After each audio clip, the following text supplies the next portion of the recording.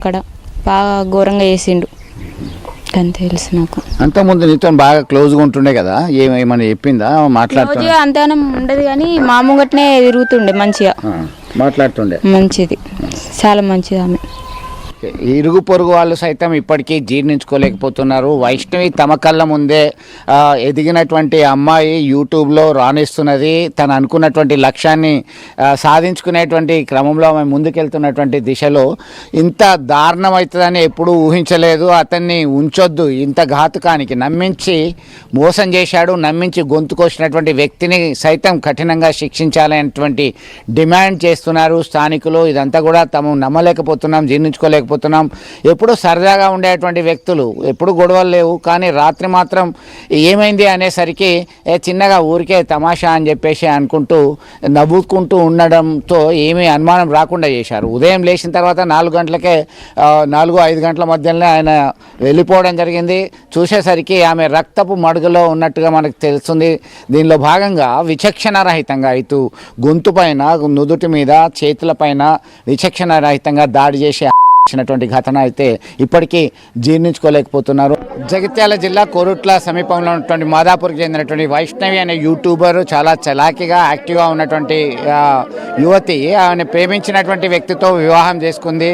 అయితే చాలా రోజులు కలిసిమెలిసి ఉన్నటువంటి ఈ బంధం అనేది ఆమె హత్యతో తెగదెంపులైంది. దీనికి సంబంధించి ఒక విషాదమైనటువంటి దృక్పథం మనం చూడొచ్చు. గ్రామం అంతా కూడా కదిలిపోయింది. దానికి సంబంధించి కొద్దిసేపటి క్రితమే అంత్యక్రియలు పూర్తయ్యాయి. చాలా విషాన్న వదనంతో ఉన్నారు.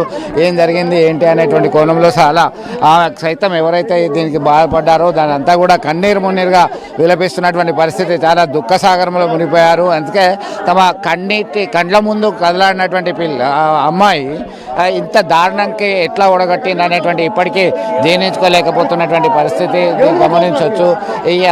ఎట్లా అయింది, ఇది ఎప్పుడు జరిగింది? అది సాయంత్రం జరిగింది. అది ఎట్లా చేసిండు, ఎట్లా చంపిండు, ఎట్లా పోయిండు మనకు అనుభవం. తెల్లారేసే వరకు పోయిండు అంతే. మొత్తం మీద అయితే ఏం జరిగిందో తెలియనటువంటి పరిస్థితి గమనించవచ్చు. వీళ్ళంతా కూడా తన స్నేహితులు, బంధువులు, మిత్రులు అందరూ వచ్చారు. కన్నీరు మున్నీరుగా విలపిస్తున్నటువంటి పరిస్థితి. ఇప్పటికీ జీర్ణించుకోలేకపోతున్నారు. వాళ్ళ వైష్ణవి లేదు అనేటువంటి విషయం జీర్ణించుకోలేకపోతున్నారు. అసలు ఏం జరిగింది మీకు ఎప్పుడు తెలిసింది ఈ విషయంకి సంబంధించి?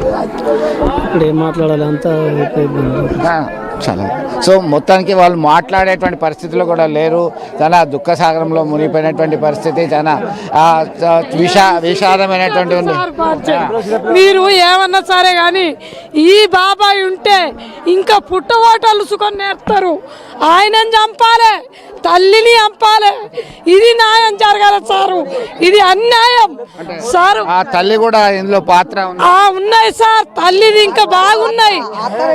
తల్లి మొత్తం చంపు అత్తు చంపు అత్తు చంపు అని తల్లి చెప్పిన మాట మీదకెళ్ళే కొడుకు చంపేసిండు సార్. ఇసుంటిది తల్లితో సార్ 4 పిన్నిస్ కావాలి, అది ఉండద్దు సారు. నువ్వు కన్నావు, నేను కన్నా, పిల్లల్ని అందరం కన్నాం. నీ కడుపు వేరా, నా కడుపు వేరే కాదు. నా కోత వేయింది, నీ కోతను తీసాయి. ఇంతకెక్క మనకద్దు అని అంపాలి సారు. దయచేసి మగ వాళ్ళందరికీ పెళ్ళం అంటే విలువ ఏంటిది ఉంచద్దు. నరకంకు నరకం చేయాలి సార్. మీకు వీలు కాకపోతే లేడీస్నాగా పెట్టుర్రి, మేము చంపేస్తాం, మేము పోయి చంపుతాం, ఆల్రెడీ చంపేస్తాం.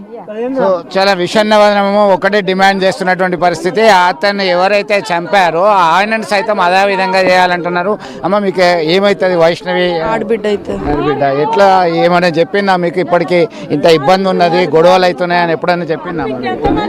వాళ్ళకి మాట్లాడడం ఓపిక లేదు. ఎందుకు గొడవలు అయినాయి? వాళ్ళ గొడవలు మనకు తెలివాయి కదా. అంటే చివరిగా ఎప్పుడు మాట్లాడింది? చివరిగా అంటే తెల్లారి